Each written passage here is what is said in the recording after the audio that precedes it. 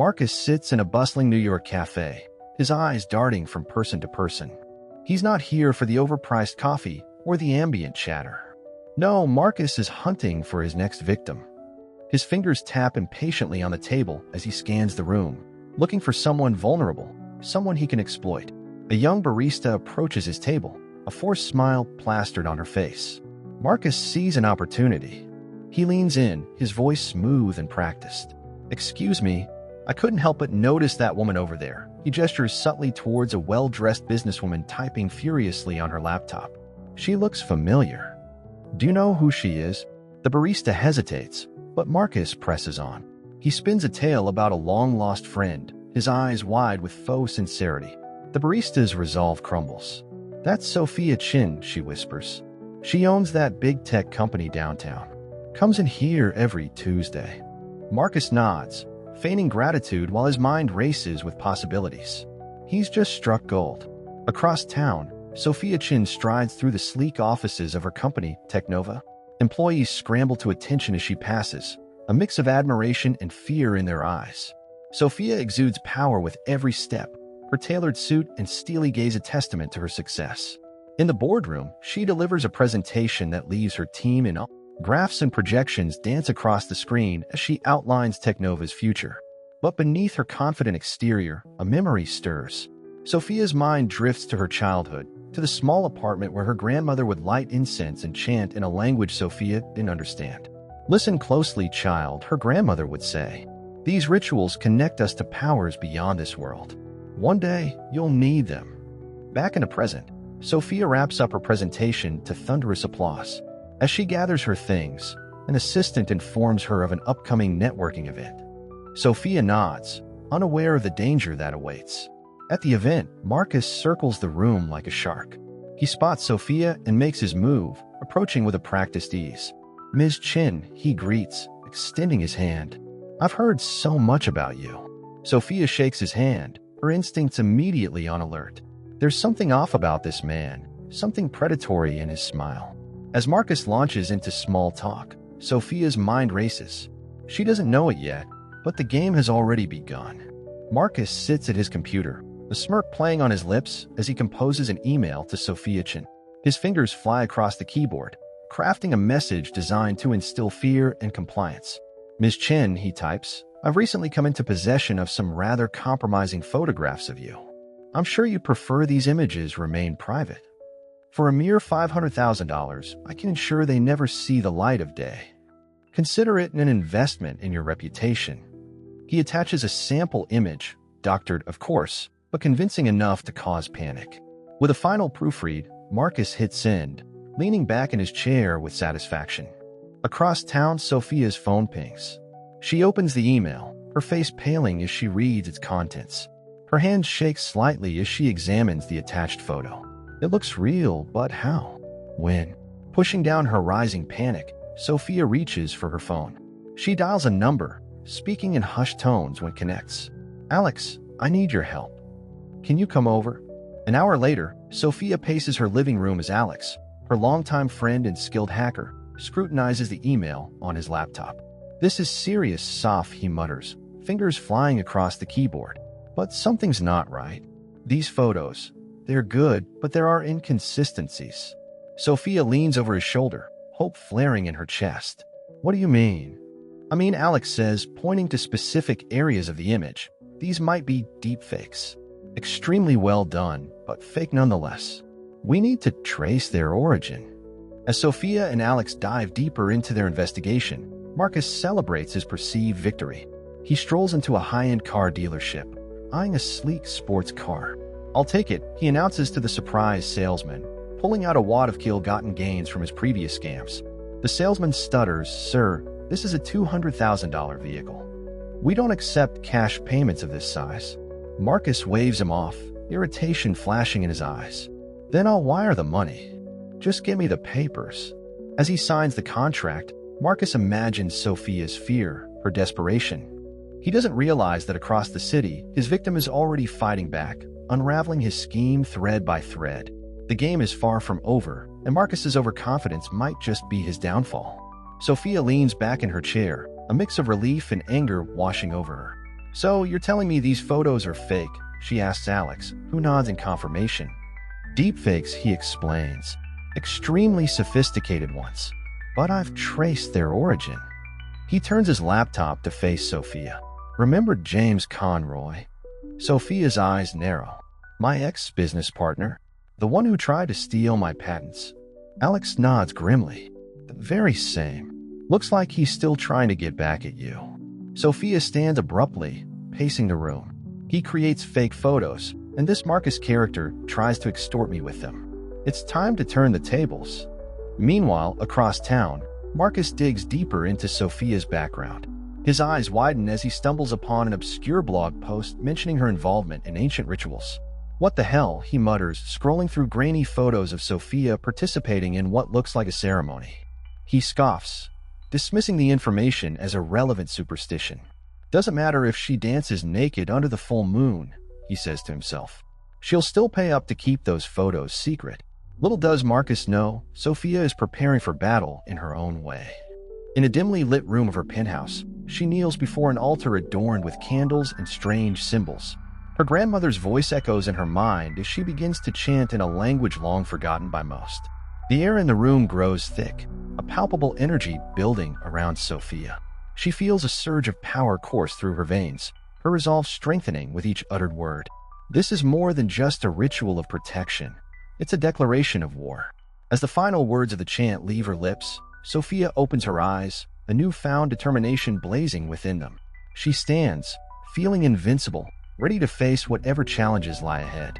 Unbeknownst to both Sophia and Marcus, their impending confrontation has set larger forces in motion.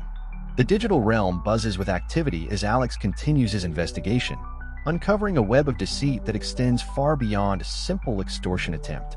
In his luxurious apartment, Marcus remains blissfully unaware of the storm brewing around him. He sips expensive whiskey, scrolling through his phone, planning his next move. The photos are his trump card, or so he believes. But as night falls over the city, the balance of power shifts. Sophia, armed with both technological prowess and ancient wisdom, prepares to strike back. The true battle is about to begin, and neither party can predict the devastating consequences that await. Marcus paces his apartment, phone pressed to his ear. "Come on, pick up," he mutters. The call goes to voicemail for the third time. Frustration etches across his face as he realizes his usual network of fellow extortionists is giving him the cold shoulder. He tries another number. This time, someone answers. "Marcus? What do you want?" The voice on the other end is wary, hostile. "I need backup on this new mark," Marcus explains, trying to keep his tone casual. "It's a big fish, could be a huge payday." A bitter laugh comes through the speaker. "You're on your own, Marcus. Words out about your sloppy work. No one wants to touch your schemes anymore." The line goes dead. Marcus stares at his phone, a sinking feeling in his gut. He's alone in this, truly alone. Across town, Sophia stands face to face with James Conroy, her former business partner. The tension in the room is palpable. "Why, James?" Sophia's voice is cold, controlled. "Wasn't stealing my patents enough? You had to create those deepfakes too?" James shifts uncomfortably, but his eyes hold a glimmer of defiance. "You ruined me, Sophia. I lost everything when you exposed my theft. This was just evening the score." Sophia leans in, her voice dropping to a dangerous whisper. "You have no idea what you've started. I could destroy you all over again." James's face pales, but he rallies. "Maybe, but I know things about you, Sophia. Things that would make your precious investors run screaming. Your little rituals, for instance." Sophia steps back, her mind racing. She needs to tread carefully now. Meanwhile, in a nondescript office building, Detective Sarah Reeves reviews a case file. Her eyes narrow as she reads the name, Marcus Blackwood. "Got you," she murmurs. She turns to her partner. "We've been tracking this guy's online activities for months. Looks like he's making a move on a big target. Time to close the net." Her partner nods, reaching for the phone. "I'll alert cybercrimes. We'll need their expertise to nail this bastard." As the day wears on, the players in this high-stakes game move their pieces, unaware of how their actions intertwine. Marcus, isolated and desperate, clings to his plan. Sophia, caught between threats from multiple angles, prepares for war. And in the shadows, law enforcement begins to close in, adding yet another layer of complexity to the unfolding drama. Sophia sits at her computer, fingers flying across the keyboard. Lines of code scroll past on her screen as she delves deep into the digital underworld. Her eyes, red-rimmed from hours of intense focus, scan the data flowing before her. "Got you," she mutters, a grim smile playing on her lips. She's traced Marcus's online activities, uncovering a trail of extortion attempts, fraudulent transactions, and digital manipulation. It's time to turn the tables. Across the city, Marcus fidgets in his apartment, paranoia creeping in. He grabs his phone, intending to wipe it clean of any incriminating evidence. As he navigates through his apps, something strange happens. An unfamiliar application icon appears on his screen, pulsing ominously. Curiosity overrides caution. Marcus taps the icon.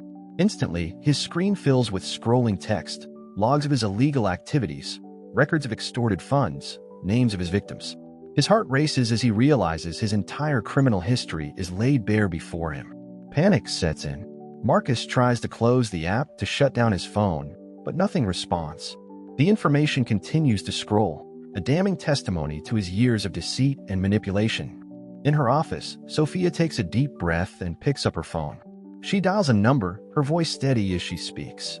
"Hello, I'd like to report a crime. My name is Sophia Chin, and I'm being blackmailed." She pauses, listening to the response on the other end. "Yes, I have evidence. Not just of the blackmail attempt, but of numerous other crimes committed by the same individual." As Sophia continues her conversation with the police, providing details and agreeing to come in to make a formal statement, a sense of relief washes over her. She's taking control, fighting back against those who sought to manipulate and exploit her. Meanwhile, Marcus's world is crumbling. He stares at his phone, now dark and unresponsive, the weight of his actions finally catching up to him. The carefully constructed facade of his life is falling apart, piece by piece. In the police station, Detective Reeves receives the call from the front desk. A slow smile spreads across her face as she listens to the report. "Looks like our fish just jumped into the boat," she tells her partner. "Get the team ready. We're moving in." As night falls over the city, the balance of power shifts dramatically. Sophia, armed with knowledge and resolve, has set in motion a chain of events that will change everything. Marcus, once the puppet master, now finds himself tangled in his own strings, unaware that his downfall is already in motion. Detective Reeves leads a team of officers towards Marcus's apartment building. Their movements are swift and coordinated, the result of months of planning. As they approach, Reeves briefs her team one last time. "Remember, this guy's smart. He's slippery. We can't give him any chance to weasel out of this." Inside his apartment, Marcus paces frantically. His phone lies discarded on the coffee table, a useless brick of technology that now holds the key to his undoing. He runs his hands through his hair, mind racing as he tries to formulate a plan. A sharp knock on the door freezes him in place. "Mr. Blackwood, this is the police. We have a warrant for your arrest." Marcus's heart pounds. He eyes the window, considering escape, but realizes he's trapped. With trembling hands, he opens the door to face a team of stern-faced officers. As Marcus is led away in handcuffs, his neighbors peek out from behind curtains, whispering among themselves. His carefully crafted image of a successful businessman crumbles before their eyes. Meanwhile, Sophia takes center stage at a hastily arranged press conference. Cameras flash as she steps up to the microphone, her posture radiating strength and determination. "Good evening," she begins, her voice steady. "I stand before you today not just as the CEO of Technova, but as a victim of digital manipulation and extortion. But more importantly, I stand here as someone who refused to be silenced." The room falls silent as Sophia recounts her experience, careful to omit details that might compromise the ongoing investigation.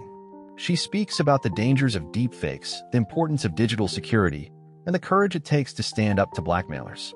"We live in an age where our digital lives can be weaponized against us," she continues. "But we also have the power to fight back, to stand up for the truth, to refuse to let fear control us." As Sophia's words resonate through news channels and social media, Marcus sits in an interrogation room. He maintains a stony silence as detectives present him with evidence of his crimes. His mind races, trying to find a way out, but the walls are closing in. One of his former accomplices, hoping for leniency, has turned state's witness. Another has handed over incriminating documents. Marcus realizes, with a sinking feeling, that his web of lies is unraveling faster than he can spin new ones. As night falls, Sophia returns home, exhausted but resolute. She's taken the first step in reclaiming her narrative. Marcus, in his cell, faces a long night of reckoning, the consequences of his actions finally catching up with him. Marcus sits in his cell, his mind racing. Despite the mounting evidence against him, he's not ready to give up. A plan forms in his mind, a desperate, last-ditch effort to salvage something from this disaster. He requests a meeting with his lawyer, whispering furiously as soon as the man arrives. "I need you to get a message to Sophia Chin. Tell her I have more dirt on her, stuff that'll make those fake photos look like child's play. If she doesn't pay up double the original amount, I'll make sure it all goes public during the trial." His lawyer looks skeptical but nods, jotting down notes. As he leaves, Marcus leans back on his cot, a smirk playing on his lips. He's certain Sophia will cave under this new pressure. Across town, Sophia is in full preparation mode. She stands before a mock stage in her office, rehearsing her speech for tomorrow's tech conference. This event, initially planned months ago, has taken on new significance in light of recent events. Digital security isn't just about firewalls and encryption she practices, her voice strong and clear.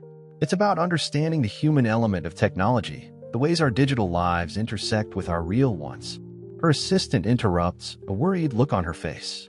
"Ms. Chen, Marcus's lawyer just called. He says Marcus has more information about you, and he's threatening to release it if you don't pay him." Sophia's eyes narrow, but she remains calm. "He's bluffing. He has nothing. Proceed as planned." As the day of the conference dawns, tension builds on all sides. Sophia arrives early, reviewing her notes one last time. The auditorium fills with tech enthusiasts, journalists, and industry leaders, all eager to hear from the woman at the center of the recent scandal.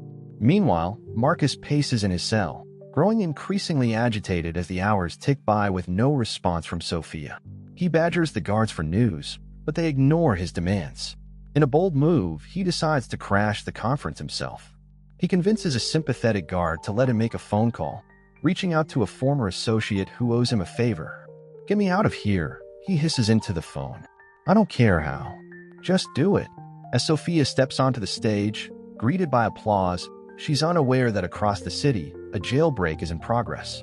Marcus, driven by desperation and a misplaced sense of his own invincibility, is about to raise the stakes to a dangerous new level. Sophia stands at the podium, a presence commanding the attention of the packed auditorium. "Today, we're not just talking about technology," she begins, her voice steady and strong. "We're talking about truth, about integrity in the digital age." As she speaks, screens behind her light up with images and data. "These are the deepfakes that were used to blackmail me," she says, gesturing to the doctored photos.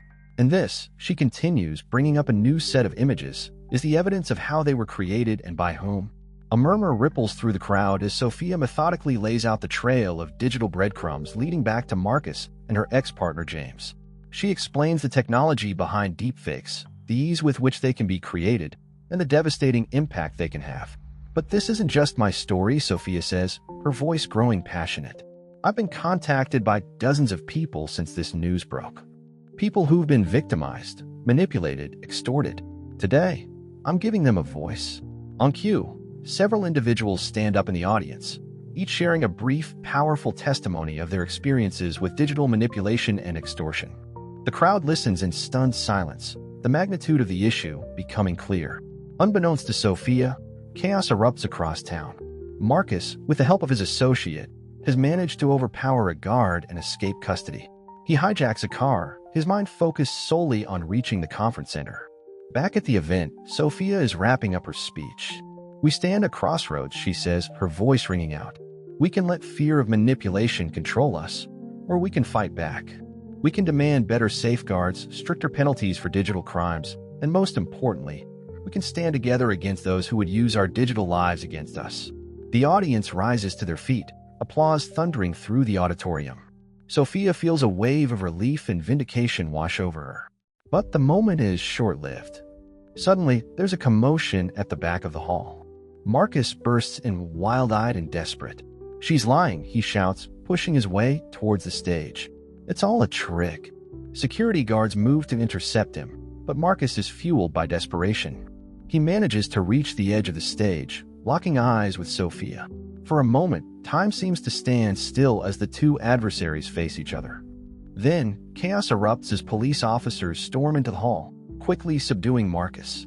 As he's dragged away, the last thing he sees is Sophia, standing tall and unshaken on the stage, the audience rallying behind her.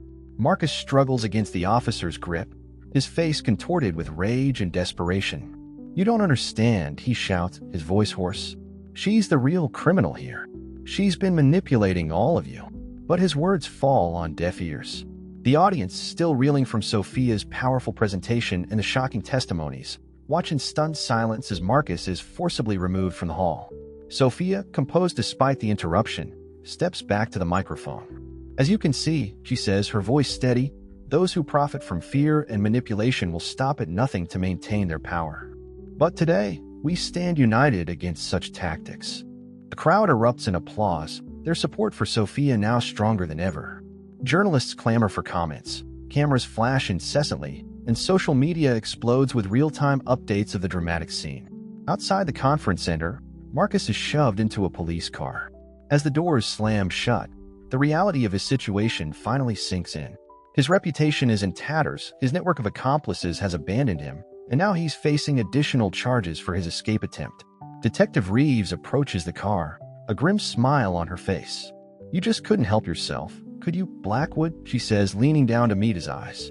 "You just made our job a whole lot easier." Marcus slumps in the back seat, the fight draining out of him. For the first time, he realizes that there's no way out, no clever trick or manipulation that can save him now. Back inside, Sophia concludes her speech to a standing ovation. As she steps off the stage, she's swarmed by supporters, fellow tech leaders, and victims of similar crimes, all eager to shake her hand and offer their support. In the following days, Marcus's arrest and Sophia's revelations dominate the news cycle. Experts debate the implications for digital security, lawmakers call for stricter regulations on deepfake technology, and support groups for victims of digital crimes see a surge in membership. Sophia, now hailed as a champion for digital rights and integrity, finds herself at the forefront of a movement. As she prepares for Marcus's trial, she knows that this is just the beginning of a much larger fight. Meanwhile, in his cell, Marcus faces a long night of reflection.